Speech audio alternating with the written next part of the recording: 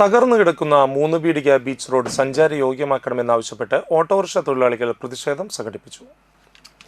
റോഡിലെ കുഴിയിൽ കെട്ടിക്കിടക്കുന്ന വെള്ളത്തിൽ വലവീശിയാണ് പ്രതിഷേധിച്ചത്. മൂന്നുപീടിക ബീച്ച് റോഡ് എത്രയും പെട്ടെന്ന് ഗതാഗത യോഗ്യമാക്കണമെന്ന് ഓട്ടോ തൊഴിലാളികൾ ആവശ്യപ്പെട്ടു. മൂന്നുപീടികയിൽ നിന്ന് ഓട്ടോറിക്ഷ തൊഴിലാളികൾ പ്രതിഷേധ പ്രകടനം നടത്തി. തുടർന്ന് നടന്ന പ്രതിഷേധ യോഗം KB അജയഘോഷ് ഉദ്ഘാടനം ചെയ്തു.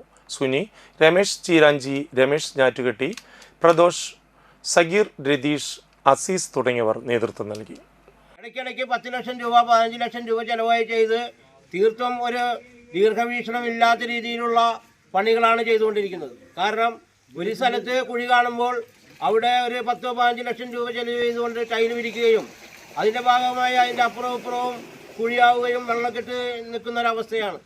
തീർത്തും നല്ലൊരു എൻജിനീയറിംഗ് നടത്തി നല്ല രീതിയിൽ റോഡിൻ്റെ 2 സൈഡും കാനപണിത് റോഡ് ഉയർത്തി ടാർ ചെയ്താൽ മാത്രമാണ് ഈ റോഡ് യാത്രായോഗ്യമാകുക എന്നാണ് നമ്മൾ കണ്ടെത്തുന്നത്.